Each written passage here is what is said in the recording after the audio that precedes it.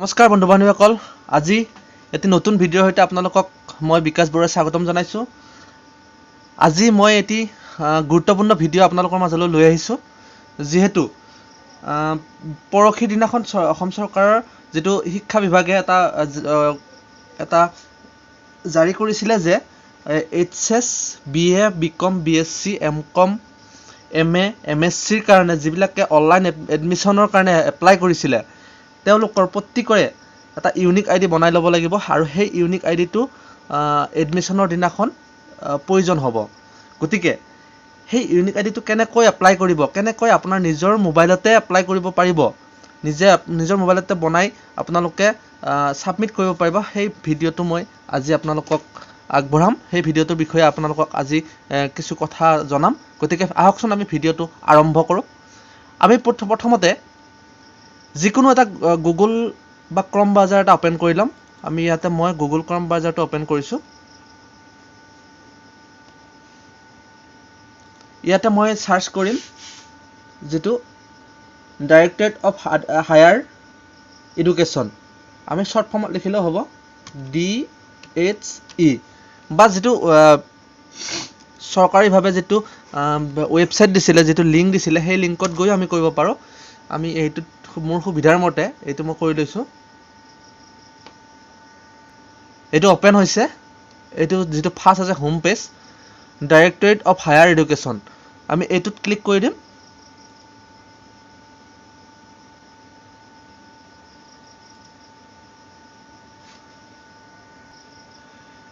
এইটো ক্লিক কৰাৰ পিছত আমাৰ এটা পেজ খোল খাইছে নতুন। এই পেজটোৰ আমি তলৰ ফালে ইয়াতে চাব লাগিব, এইটো অনলাইন এডমিশ্যন যেটো আছে, অনলাইন এডমিশ্যনত আমি ক্লিক কৰিম। ইয়াতে যেটো এখন এটা মেছেজ আহিছে, এইটো আমি ওকে কৰি দিম। তাৰপিছত আমি অনলাইন এডমিশ্যন ইয়াতে ওকে কৰাৰ পিছত নতুন পেজ এটা খোল খাব আকৌ। এইটো লোডিং হৈ আছে।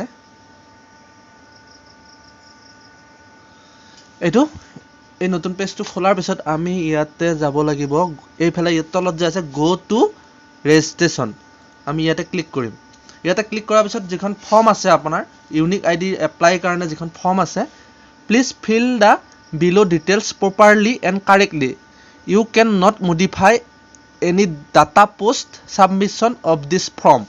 এই ফৰ্মখন যিহেতু আমি এবাৰেই ছাবমিট কৰিব পাৰিম আৰু দ্বিতীয়বাৰ আমি সেই এজনৰ বিপক্ষে আমি নোৱাৰোঁ।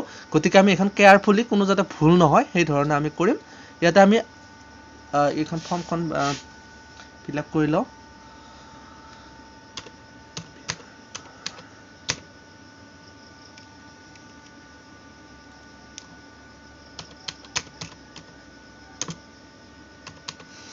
ইয়াতে কেণ্ডিডেটৰ নামটো লিখি ল'ব, যদি ফাৰ্ষ্ট নেম আৰু লাষ্ট নেম, ইয়াতে মিডল নেম যদি আছে মিডল নেম লিখি ল'ব। তাৰপিছত আমি ফাদাৰ্ছ নেম লিখিম।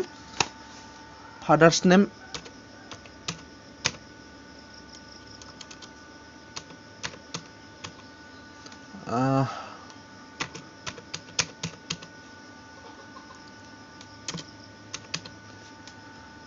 নেম লিখাৰ পিছত ইয়াতে মাদাৰ্ছ নেম লিখিম।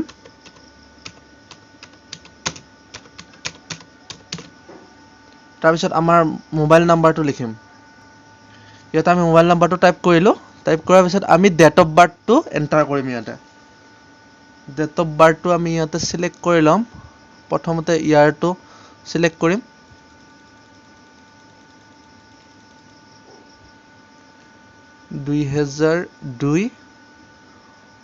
অক্টোবৰ 2 তাৰিখ।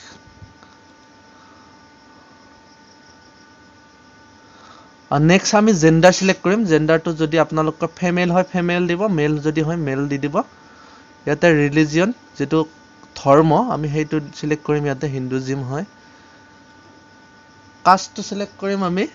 কাষ্টটো জেনেৰেল দি দিম। তাৰপিছত এইটো যদি ফিজিকেলি হেণ্ডিকেপ হয় তেনেহ'লে ইয়েছ দিব, যদি নহয় নো দিব।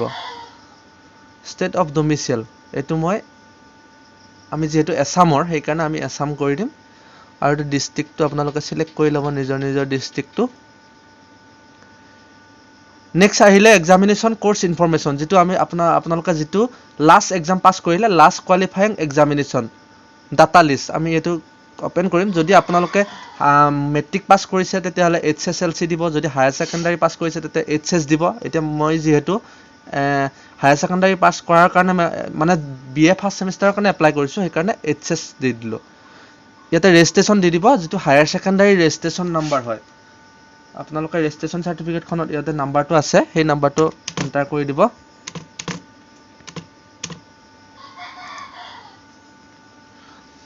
তাৰপিছত নেক্সট আহিলে চেকিং এডমিশন ফৰ মানে আপোনালোকে কোড এপ্লাই কৰিব হায়াৰ সেকেন্ডাৰীত কৰিব নে ইউজিত কৰিব নে পিজিত কৰিব আপোনালোকে যেহেতু যদি BA মানে HS প্ৰথম মানে ফাৰ্ষ্ট ইয়াৰত যদি আপোনালোকে এপ্লাই কৰে তেনেহলে HS দি দিব আৰু যদি আপোনালোকে BA ফাৰ্ষ্ট সেমিষ্টাৰত এপ্লাই কৰে ইয়াতে দিব আৰু MA ফাৰ্ষ্ট সেমিষ্টাৰত আহিলে পিজিত দি দিব ইয়াতে মই যেহেতু BA ফাৰ্ষ্ট সেমিষ্টাৰৰ কাৰণে এপ্লাই কৰিছো ইয়াতে এইটো দি দিলো তাৰপিছত চেকিং এডমিশন ইওৰ সেমিষ্টাৰ কোন সেমিষ্টাৰৰ কাৰণে এপ্লাই কৰিব ফাৰ্ষ্ট সেমিষ্টাৰৰ কাৰণে এপ্লাই কৰিছো যেহেতু সেইকাৰণে ফাৰ্ষ্ট সেমিষ্টাৰ দি দিলো তাৰপিছত ইয়াতে আপোনালোকৰ একাউন্ট ডিটেইলছটো দি দিব একাউন্ট নাম্বাৰ যেটো আছে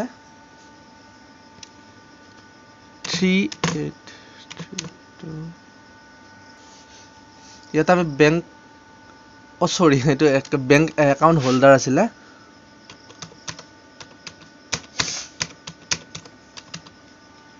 ইয়াতে বেংক একাউন্ট নাম্বাৰটো আমি টাইপ কৰিম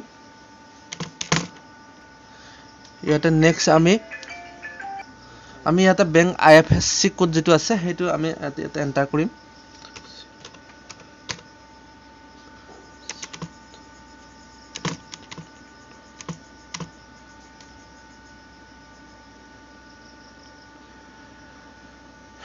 নেক্সট আমি এবাৰ যেহেতু এইখন আপোনালোকে কেয়াৰফুলি কৰিব খুব কেয়াৰফুলি এবাৰ সাবমিট কৰাৰ পিছত ইয়াতে কোনো ধৰণৰ আপোনালোকে যদি কিবা ভুল হৈছে আপোনালোকে শুধৰাব নোৱাৰিব শুদ্ধ কৰিব নোৱাৰিব গতিকে আপোনালোকে এবাৰ চেক কৰি চাব ধুনিয়াকে প্ৰথমৰ পৰা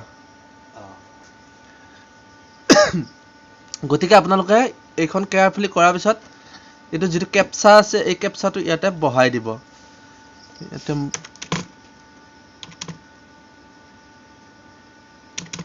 ইয়াতে বহাই ইয়াতে যেটো এইটো আছে এই বুটামটো ক্লিক কৰি দিব লাগিব I carefully that the above information I have provided is true যদি আপোনালোকৰ এখন শুদ্ধ হৈছে তেনেহলে এখন সাবমিট কৰিব পাৰিব ইয়াতে এই বুটামটো বহাই দিব and completed to the best of my knowledge I am aware that information provided me is subject to review and verification এখন যেহেতু শুদ্ধ হৈছে মই এইখন সাবমিট কৰি দিছো এটো সাবমিট কৰাৰ পিছত এটা মেছেজ দেখাইছে are you sure to submit the form আমি ফৰ্মখন মানে সাবমিট কৰিব পাৰো নে no modification is allowed after submission যেহেতু আমি কোনো ধৰণৰ মডিফিকেশন কৰিব নোৱাৰো সাবমিট কৰাৰ পিছত গতিকে যদি কিবা ভুল হৈছে আকৌ এবাৰ দুবাৰ তিনিবাৰ যদি এবাৰত কিবা ধৰা নপৰে আকৌ এবাৰ চাব সেই কাৰণে তাৰ পিছত please note down your unique ID which will be shown in the screen আৰু এইখন মই yes কৰি দিছো তাৰ পিছত